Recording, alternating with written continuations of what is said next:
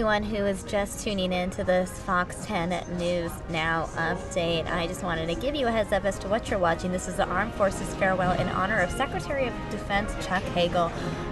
President Obama and Vice President Biden are expected to speak at this event, and we are just awaiting their arrival before the event officially begins. As you can see right there, there is Secretary of State John Kerry in the crowd.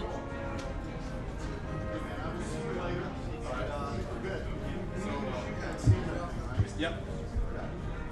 This event taking place at Joint Base Fort Myer-Henderson Hall.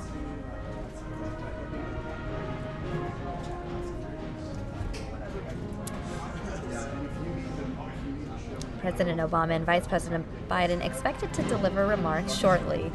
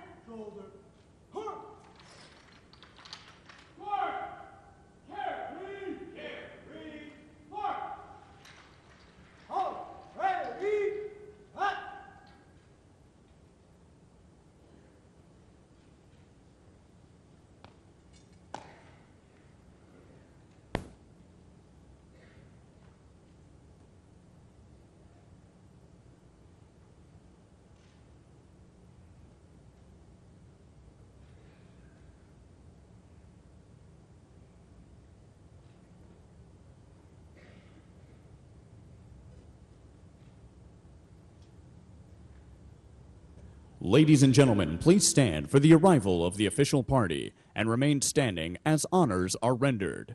Taking his position on the reviewing stand is the reviewing official for today's ceremony, the Honorable Chuck Hagel, Secretary of Defense, accompanied by the host and co-hosts, the President of the United States, Barack H. Obama, the Vice President of the United States, Joseph R. Biden, and the Chairman of the Joint Chiefs of Staff, General Martin E. Dempsey.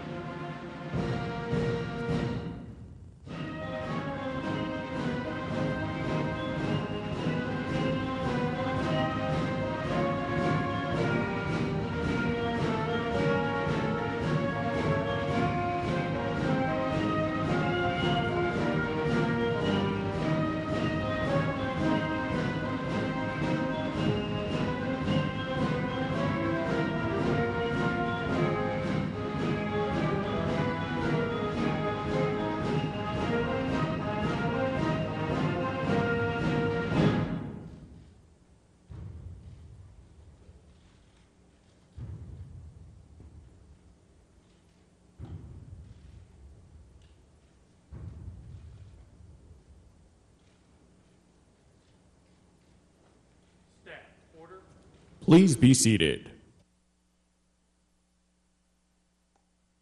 Order! Right, order! Forward!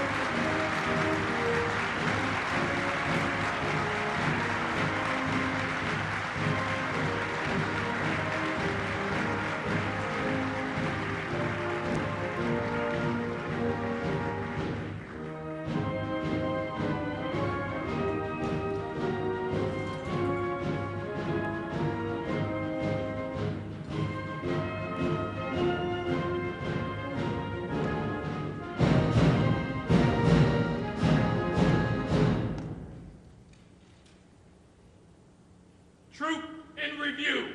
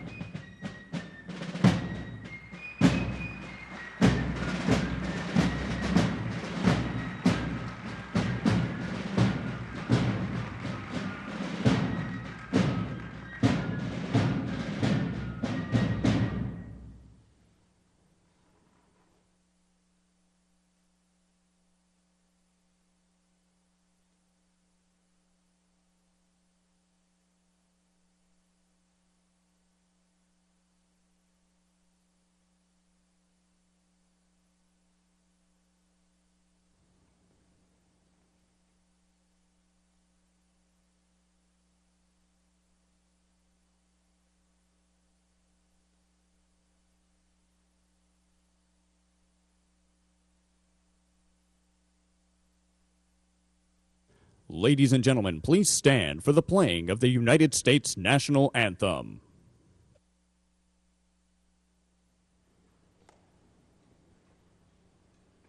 Present. Present. Horse.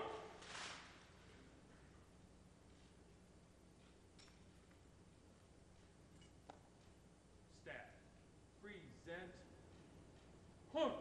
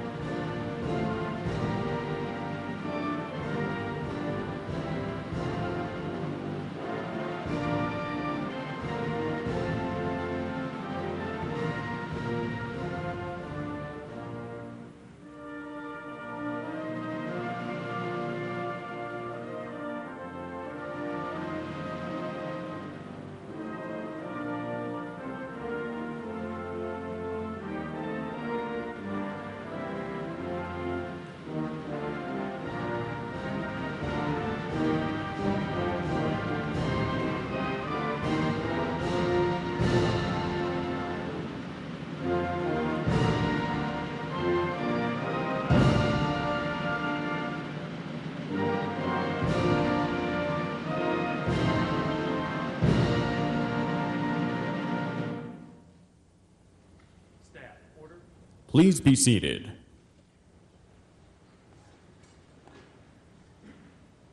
Order. Horse.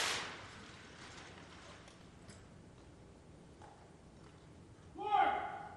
Order. Order. March. Order. Order. March. March. Ready. Ready. March.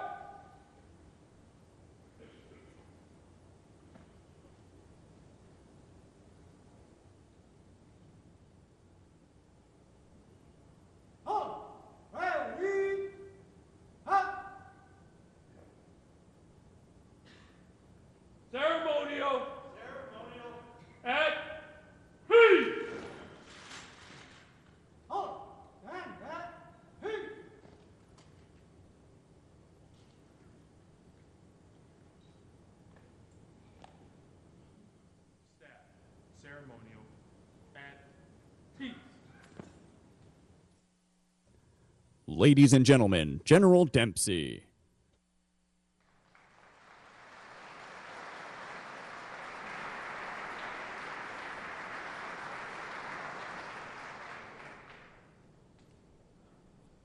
Well, ladies and gentlemen, before I begin, I'd like to ask you to join me in recognizing the incredible group of soldiers, sailors, airmen, Marines, Coast Guardsmen behind me.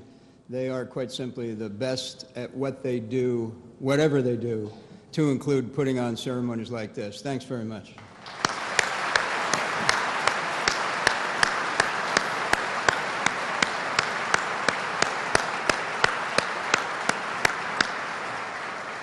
And Mr. Secretary, I couldn't help thinking as the national anthem were playing, I wouldn't hazard a guess how many times you've heard that song played, but I hope you know that today it was played for you, and I hope it provides for you a lasting and enduring and special memory of your time in service of your country. Mr. President, Mr. Vice President, Secretary, Mrs. Hagel, distinguished guests, men and women of America's armed forces, good afternoon. It's an honor to be here to thank Secretary Hagel for his service to our nation and what an incredible and remarkable career of service it has been. It began 48 years ago when the local draft board called in 20-year-old Charles Timothy Hagel and said, "Young man, you've got 6 months to get back in college or you're going to be drafted into the Vietnam War." To which the young Hagel replied, "Well, I tried college, 3 colleges actually, and let's just say it wasn't in the best interest of those academic institutions to keep me. So I think the best thing for me is actually to go into the Army. But frankly, it may not be the best thing for the Army."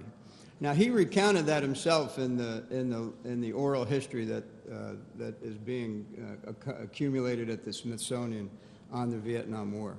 So instead of being drafted, he volunteered on the spot to serve his country in war, just as his grandfather had done in World War I and his father in World War II.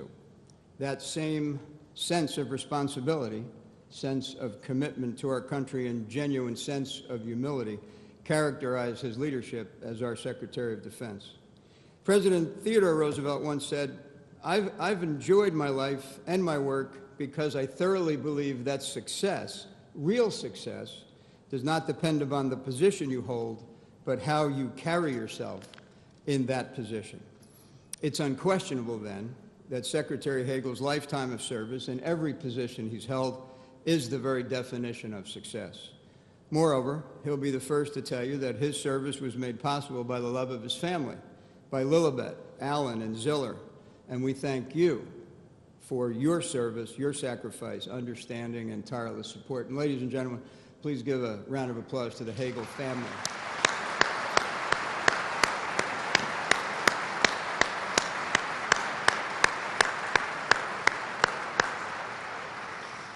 On this day in history, 55 years ago today, the Dallas Cowboys joined the National Football League. Now, as a Giant fan, I consider this a day of great sadness. But this historical note is, of course, timely with the Super Bowl coming up in just a few days. Many of you probably don't know that long before he volunteered to serve in the Army, Secretary Hagel had aspirations to play football himself. Not for the Dallas Cowboys, of course. He wanted to play for the University of Nebraska Cornhuskers. Now, sports can teach many valuable lessons, and that same president, Teddy Roosevelt, also said, "In life as in football, the principle to follow is this: hit the line hard, don't foul and don't shirk, but hit the line hard." That's certainly the principle Secretary Hagel learned during his time playing fullback for the St. Bonaventure Shamrock in Columbus, Nebraska. It's also characteristic of how he hit the line hard when he became our Secretary of Defense. He hit the ground running and worked to ensure that our forces in harm's way had everything they needed in order to accomplish their missions in Afghanistan and around the globe. As new challenges emerged, from ISIL in the Middle East to Russian aggression in the Ukraine and Ebola in Western Africa to cyber, he provided leadership and strategic vision, ensuring that the department could respond quickly to keep our nation secure. And his leadership didn't stop there. He has reinforced the notion that we who work in the defense of our nation are called to live uncommon lives. Secretary Hagel has been an incredible advocate within our government and with the American people for us, delivering on his promise to keep faith with our service members, our civilian personnel, and their families. He's led by example, and he made tough decisions in trying times. He's a devoted family man and an exemplary person. He's a man of character, the type of character that was forged by a working-class upbringing that valued hard work and perseverance. He's been tested in the crucible of combat and honed his career during a life of service to the nation. His resolve is simply as solid as steel. But his love of his country is even stronger, a truism embodied in the shrapnel that still resides in his chest, a permanent reminder of his sacrifice for America. At that draft board in Columbus, Nebraska, a 20-year-old Charles Timothy Hagel made the decision to volunteer because there was a war going on and he felt a responsibility to serve. But he also wanted to set a good example for his 3 younger brothers. Reflecting on that decision, Secretary Hagel said, "My father had suddenly passed away, and I just wasn't coming together the way that I should." Well, today, we can say, without question, that he came together all right, and I'm certain that the old World War II B-25 tail gunner, Charlie Dean Hagel, would agree. Mr. Secretary, we thank you for your leadership and for your example. I am proud to have served by your side. And it's now my honor to introduce the Vice President of the United States.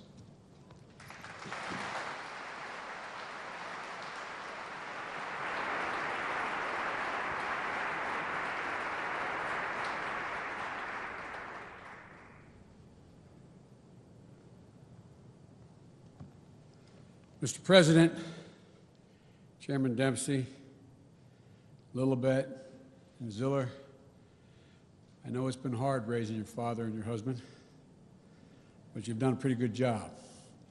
And Chuck, there's no one I know who, and I mean this sincerely, we've been friends, close friends for a long time. There's no one I know who better fits the standard that President Kennedy set out for our generation when he said, "Our success or failure will be measured by the answer to 4 questions. Were we truly men of courage? Were we truly men of judgment? Were we truly men of integrity? Were we truly men of dedication?" With Chuck, there's a lot more than your physical courage that I admired. It's your moral courage and political courage. You have more of that than about anyone I've ever served with in all the years I've served in the United States Senate as Vice President. And Chuck, you're a man whose judgment and counsel I've always sought, to your chagrin sometimes. During our 12 years together in the Foreign Relations Committee, the many tens of thousands of miles we traveled around the world into northern Iraq at a time when before we went in, and excuse me, Mr. President, I'll tell a quick story. We wanted to go into Erbil, and we couldn't figure out how to get there. This is before the wars commenced, and so the Turks decided to let us through, and we were on the border, and they decided to stick us in a car with a guy who looked like something out of one of these modern day road warrior movies. We were both sitting in the back seat. They told us for a couple-hour drive, make sure you lie down in the seat as often as you can because you don't want to be seen. And I remember Chuck saying, you know, I'm worried about my mom. We're riding through the mountains of in northern Kurdistan, and you're on the phone. You got the cell phone and called your mother. But it's a pretty interesting fellow, Mr. President, who's on an important mission, but never forgets what was important to him. You know, and your integrity, Chuck, is something that everyone in the United States Senate with whom you worked, everyone in the previous administrations you've worked with, recognized, and it's recognizable immediately. You always mean what you said what you mean, and in my neighborhood and yours, a promise made is a promise kept. You cannot find anyone who's ever known you where you have ever not kept whatever commitment you've made. And your dedication to this country and your family goes without having to even make reference to. And Chuck, your experience as a fellow warrior to all your comrades here has established an unusual bond between you and enlisted troops. I remember we were down in Basra. Everybody else was talking to the generals, and I look around, where are you? You're over climbing in a Humvee with two sergeants, asking them well, what's going on, what the problem is. I remember us being in Baghdad. I remember us being in Afghanistan. Always walking away and talking to the rank and file troops, because you know they knew it, they understood it. You got the straight scoop. And you've also known, Chuck, which is, I think, not unique, but critically important, something the President understands and has exemplified, that we not only lead the world by the example of our power, but by the power of our example. You've understood to your core that America's power and prestige ultimately rests upon the men and women in uniform that are assembled here today and others. And you feel, as I do, as all of us do in here, we have a lot of obligations as a country, but we only have one truly sacred obligation. Literally one sacred. We have obligations to the needy, to the elderly, to those to educate our children, but only one truly sacred obligation. That is, equip those who we send to war and care for them and their families while and when they come home from war. And no one has been more committed to fulfilling that obligation than you. Chuck, I'm truly going to personally miss you. I'm going to miss your presence here. And I'm sure, though, that no one in this auditorium misunderstands the depth of your service, the sacrifices you made, and the friendships you made. And so, Chuck, thank you for all you've done. And a point of personal privilege, you used to say in the Senate, all you've done for me, all you've done for the country. I'm proud to call you a friend, and I'm proud to stand by you as the Secretary of Defense about to retire. And as the President said, being from Nebraska, you could have been the Secretary of Agriculture. You wouldn't have gotten any of this. No. Congratulations, Chuck. I wish you and Lilibet and Ziller and Alan all the very, very best. Thank you.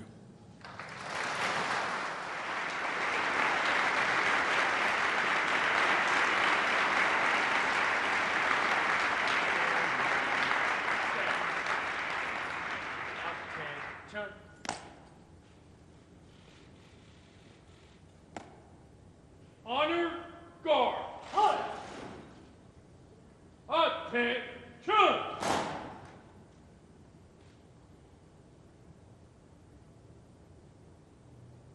Ceremonial. At peace.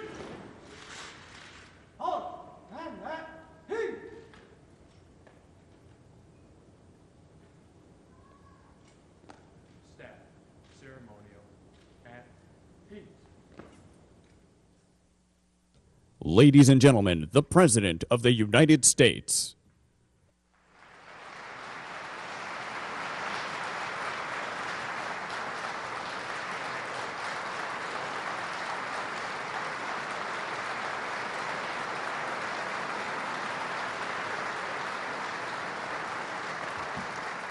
Thank you. Good afternoon, everyone. Michelle and I, as some of you know, just spent the past few days in India. I returned about 3 o'clock this morning. So I don't know exactly what time it is or what day it is. But I was determined to be here with you this afternoon to honor and celebrate a great friend to me and to all of us. In October of 1967, President Lyndon Johnson traveled to a military base in New Mexico to review a top-secret weapons program. And he went down to the White Sands Missile Range and out to the testing grounds. There, out in the desert, the President watched as soldiers demonstrated what would later become the famed Stinger missile. And one of those soldiers was a 21-year-old private from Nebraska named Charles Timothy Hagel. Now, the Secret Service does not usually let me get too close to an active weapons system. It makes them nervous. But clearly they did things a little differently back in LBJ's days. And Chuck, I can only assume you were careful not to point the missile at the President, because what followed was a life of dedicated service to our nation spanning nearly 50 years. Vice President Biden, members of Congress, General Dempsey, leaders from across this department, members of the Joint Chiefs and service secretaries, to the men and women of the greatest military in the world, we gather to pay tribute to a true American patriot. And let me assure you that I checked with the Secret Service, and Chuck will not be demonstrating any missile launches today. As we all know, and we've heard again, Chuck loves Nebraska. The Cornhuskers, red beer, Runzas, I don't know what those are, but I hear they taste pretty good. But above all, what Chuck loves most about his home state is the people, his fellow Midwesterners. There are just under 2 million people in Nebraska. There are more than 7 billion people on the planet. But as so many of our troops have found out themselves, no matter where Chuck goes in the world, if you are from Nebraska, he will find you. And he'll talk with you and listen to you and ask you about your family back home, and chances are he knows them too. So today is a celebration of a quintessentially American life, a man from the heartland who devoted his life to America. Just imagine in your mind's eye the defining moments of his life. The kid from Nebraska who, as Marty said, volunteered to go to Vietnam. The soldier outside Saigon rushing to pull his own brother from a burning APC. The deputy at the VA who stood up for his fellow Vietnam vets who were exposed to Agent Orange. The senator who helped lead the fight for the post-9/11 GI Bill to give this generation of heroes the same opportunities that he had. I asked Chuck to lead this department at a moment of profound transition, and today we express our gratitude for the progress under his watch. After more than 13 years, our combat mission in Afghanistan is over, and America's longest war has come to a responsible and honorable end. Because of Chuck's direction, a strategic review has made difficult choices in a time of tight budgets, while still making sure that our forces are ready to be called on for any contingency. Today, our troops are supporting Afghan forces. They continue to face risks, and they remain relentless in their pursuit of al-Qaeda networks. They're leading the coalition to destroy ISIL, a coalition that includes Arab nations in no small measure because Chuck strengthened key partnerships in the Middle East. And under his leadership, our forces in West Africa are helping to lead the global fight against Ebola, saving lives and showing American leadership at its very, very best. Even as we've met these pressing challenges, Chuck has helped us to prepare for the century ahead. In Europe, a stronger NATO is reassuring our allies. In the Asia-Pacific, one of my foreign policy priorities, Chuck helped modernize our alliances, strengthen partnerships, bolster defense posture, improve communications between the United States and Chinese militaries, all of which helps to ensure that the United States remains a strong Pacific power. Because Chuck helped build new trust, we'll expand our defense cooperation. I just demonstrated during my visit there the degree to which that partnership is moving in a new direction.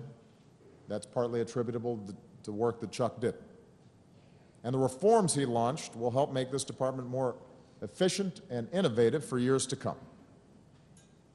Thanks to Secretary Hagel's guiding hand, this institution is better positioned for the future. But Chuck, I want to suggest today that perhaps your greatest impact a legacy that will be felt for decades to come, has been your own example. It's not simply that you've been the first enlisted combat veteran and the first Vietnam veteran to serve as Secretary of Defense. It's how your life experience, being down in the mud, feeling the bullets fly overhead, has allowed you to connect with our troops like no other secretary before you. You've welcomed our junior enlisted personnel to lunch in your office and made them feel at home. And they told you what was really on their minds. When you spoke to our newest sergeant majors about the true meaning of leadership and responsibility, they knew they were learning from one of their own. And in those quiet moments, when you've pinned a Purple Heart on a wounded warrior, you were there not just as Secretary of Defense, but as an old Army sergeant who knows the wages of war and still carries the shrapnel in your chest. Now, these aren't fleeting moments. They reflect the driving force of Chuck Hagel's service, his love of our troops, and his determination to take care of them after more than 13 years of war. Today, our military hospitals are getting stronger. Our women are more integrated into the force than ever before. We're making progress in combating sexual assault. We'll bring home the remains of fallen heroes faster, and more Vietnam veterans will finally be eligible for the disability pay they deserved all along. And Chuck, that's because of you. That's part of your legacy. Of course, I'm grateful to Chuck on a very personal level. Exactly 10 years ago this month, I joined you in the United States Senate, along with the Vice President. I was new and green. You were a veteran legislator. I was the student, and you shared some of the lessons of your service. I was young, and you were, well,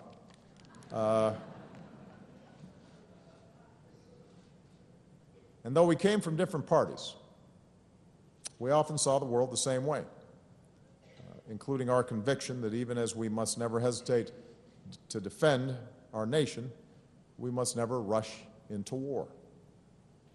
We both believed that America should only send her sons and daughters into harm's way when it is absolutely necessary. And when we do, we make sure they've got everything that they need to succeed.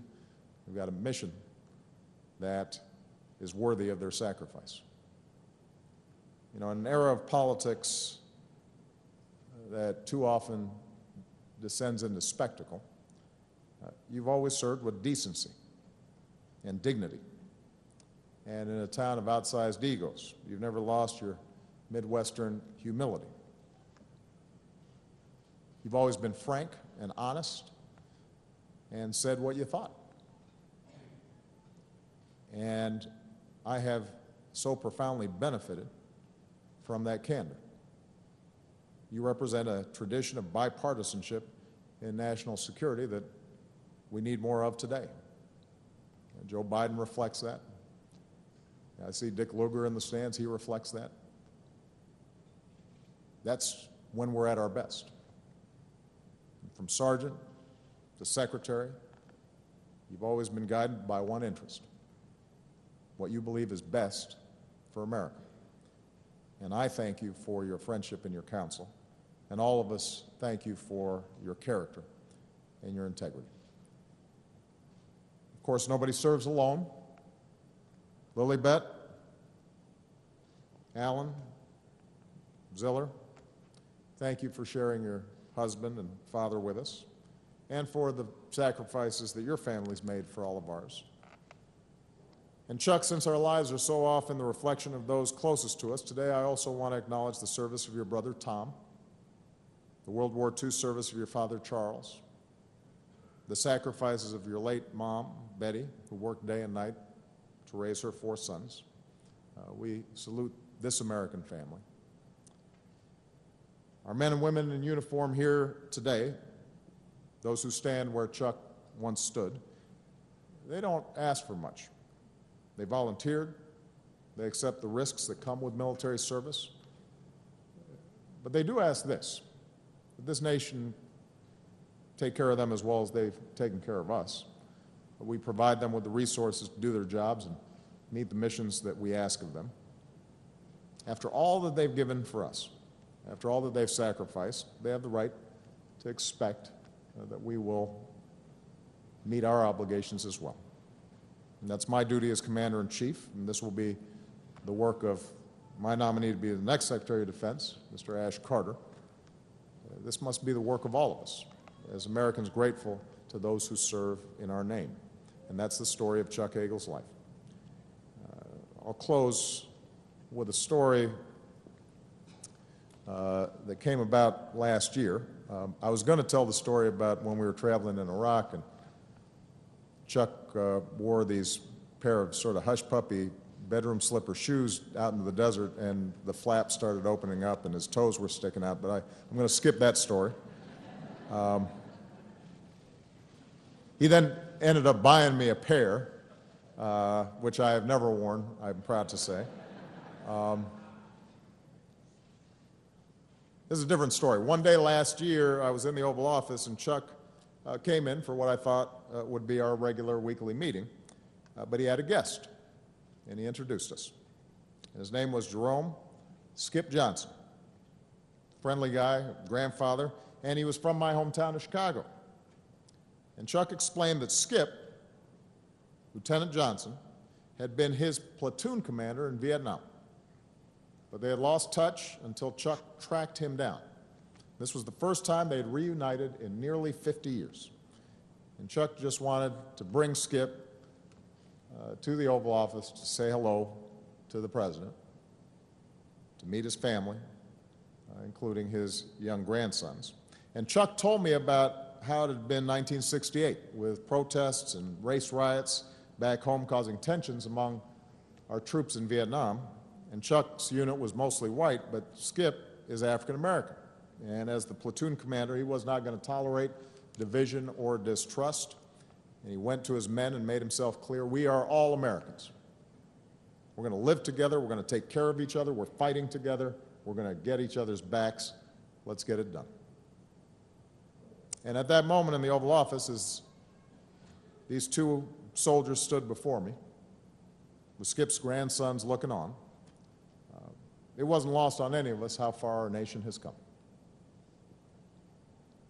And I want to thank Chuck for that moment, because part of the reason we've traveled that distance is we've had men like Chuck Hagel serving and representing what's best in America. In moments when we are tested as a military, as a nation, sometimes we get distracted by what divides us and lose sight of what unites us. And at those moments, we can draw strength from the example of a sergeant from Nebraska and a lieutenant from Chicago. We are all Americans. We live together. We sacrifice together. We take care of each other. Sometimes we have to fight together.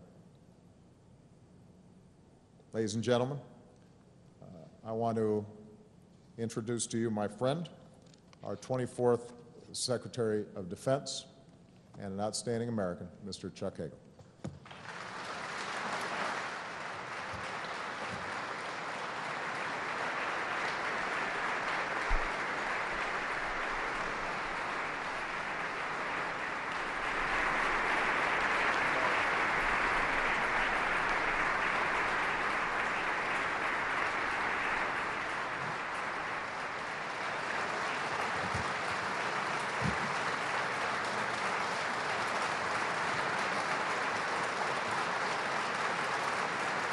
Thank you.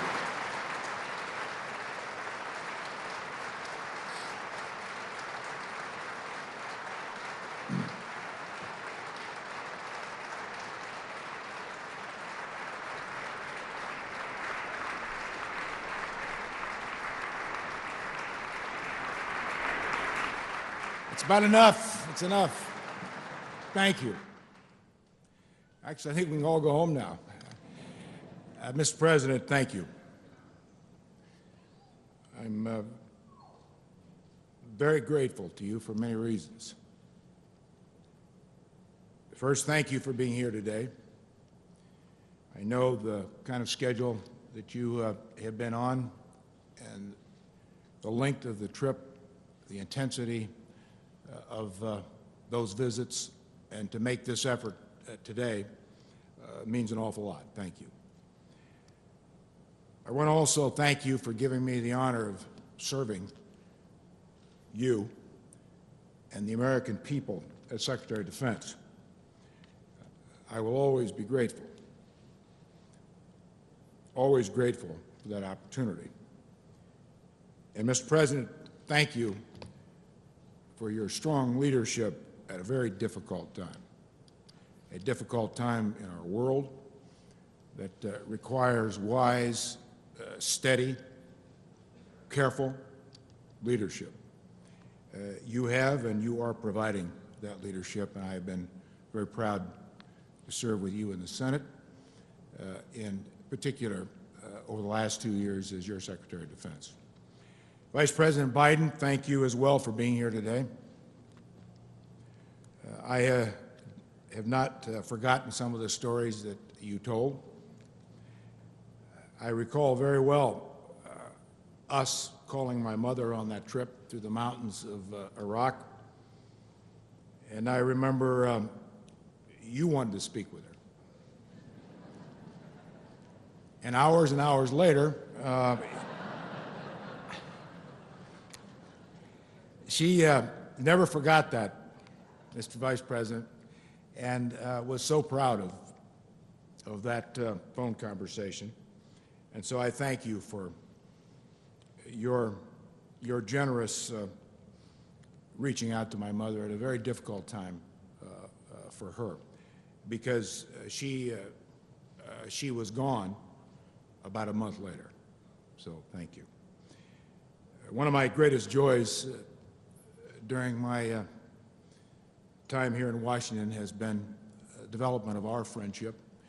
And as you have noted, and the President has noted, our time together, the three of us, on the Senate Foreign Relations Committee. Secretary Kerry is here today, who knows a little something about this business. And to you, Secretary Kerry, thank you. I include you in those days. Our former chairman, Chairman Lugar, is here as well. And to Dick Lugar, thank you. As you have noted, there are special people in our lives that we benefit from, and certainly Dick Lugar is one of those. I think that we all have benefited a great deal from.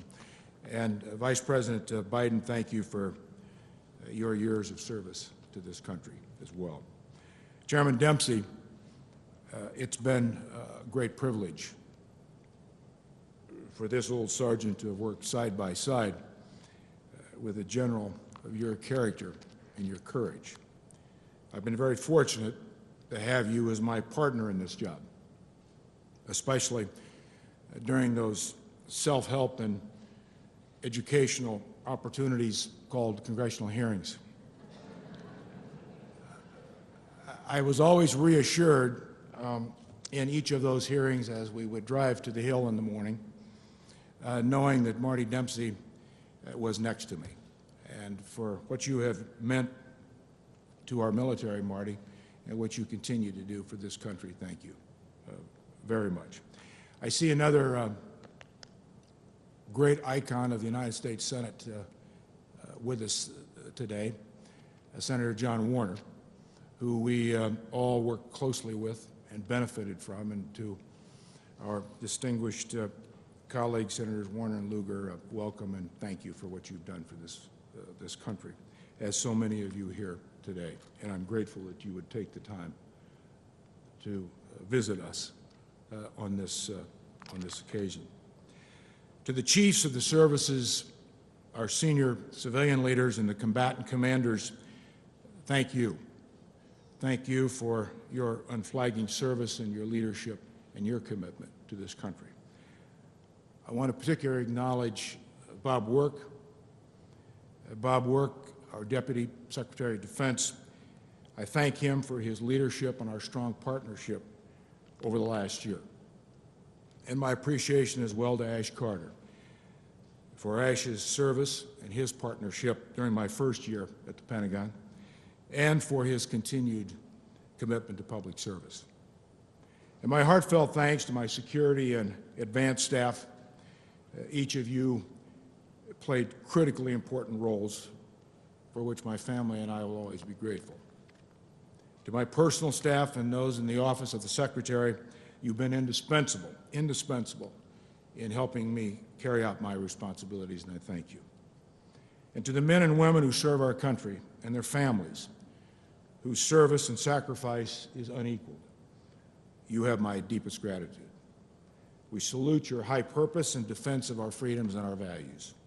Every day you wake up and you go to work knowing that this department alone is charged with one fundamental mission: the security of this nation.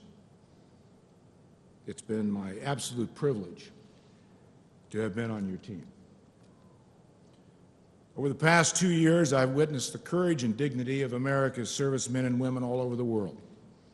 I've seen young enlisted and young officers do their jobs, realizing that how they do their jobs is just as important as the job itself. I've seen senior officers and senior enlisted realizing that their role models may be their highest responsibility of all. And I've seen the enduring devotion and commitment of their families, the mothers, the fathers, husbands, wives, children, and the sacrifices that they willingly make for our country. Their individual commitment to the greater good and strength of the institution has been a complete inspiration to me in every way. They understand that it's people who build and strengthen institutions and make the world a better place.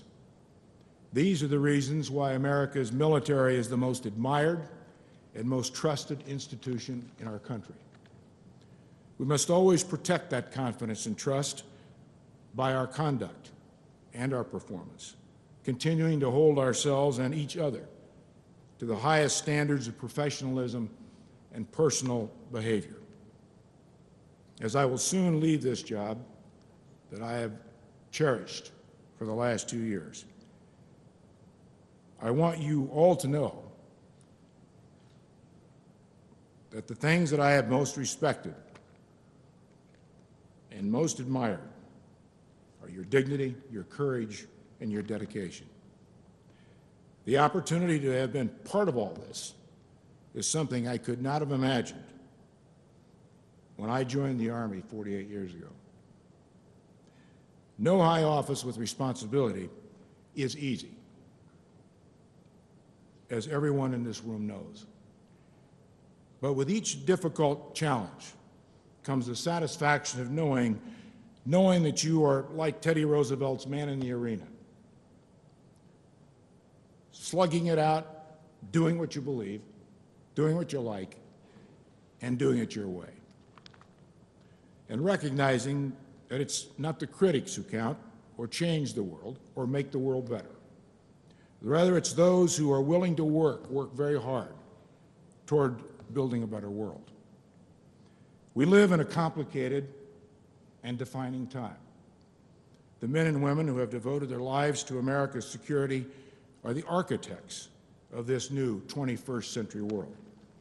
They're building onto the great legacies and foundations that have been laid by those who have gone before them. We've made mistakes.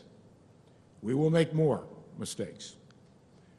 But we hold tightly to one of America's greatest strengths, the capacity and the constitutional structure that allows us to self-correct.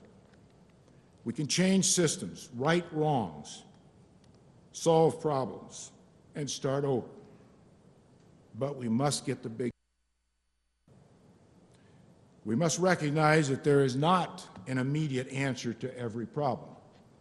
Some problems require evolving solutions that give us the time and the space to adjust and the patience to seek higher ground and lasting results.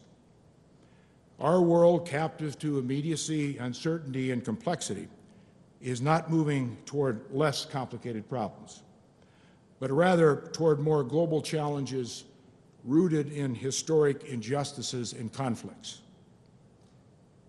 In this dynamic environment, We need to prioritize and focus on how to build greater partnership capacity around the world with our partners, to help solve problems through coalitions of common interests that help build opportunities and create hope for all people. These are difficult and complicated tasks, but we have no choice. It will require steady, wise, and judicious use of American power, prestige, and influence. We must never fail to always ask the most important question when making decisions in policy. What happens next? With all of the world's travails and problems, it is still a hopeful world. This I believe. I want to thank my wife, Lilibet, with whom I have shared this remarkable 30-year journey. I could never have done this job without her by my side.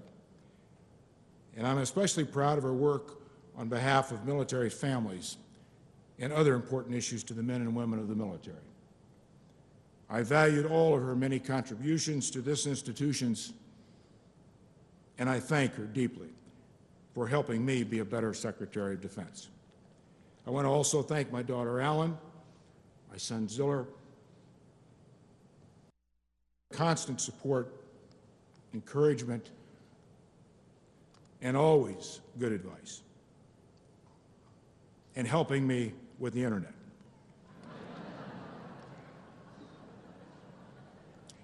And recognizing and allowing me to take inventory in that recognition that I am not near as smart as I thought I was. Those are the humbling experiences of parenthood. Those of us who've had the opportunity to know those days and have that experience and be blessed with that experience know so well. And to my brothers Tom and Mike, who have truly been with me since this train left the station in Nebraska many years ago. Thank you. And one last point. Of all the opportunities my life has given me, and I have been blessed with so many, I am most proud of having once been a soldier. The lessons from my time in uniform about trust, responsibility, duty, judgment, and loyalty to your fellow soldier.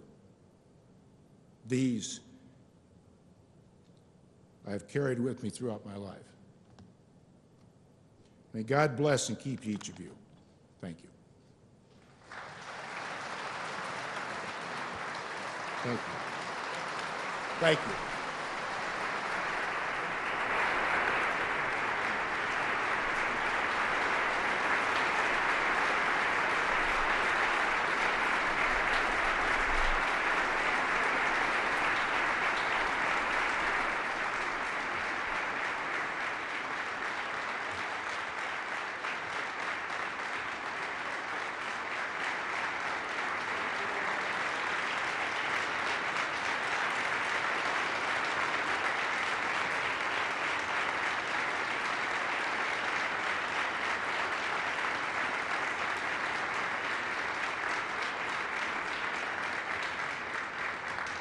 Ladies and gentlemen, at this time, Mrs. Lilibet Hagel is being presented a bouquet of yellow roses on behalf of the Armed Forces of the United States for her dedicated and devoted service.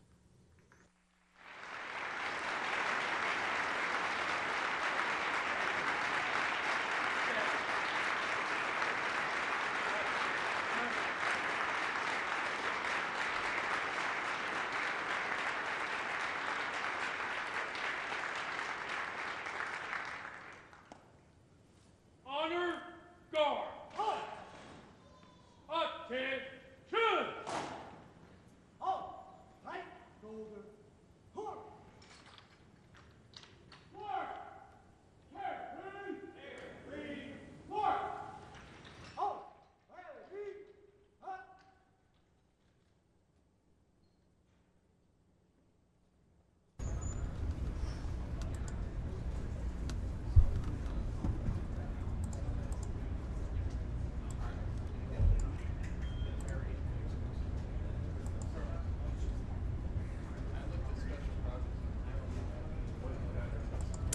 All right, for those of you watching, this was the Armed Forces farewell in honor of Secretary of Defense Chuck Hagel, where we watched as Vice President Joe Biden, President Barack Obama, and Chuck Hagel himself took the podium to give remarks on Chuck Hagel's role as Secretary of Defense.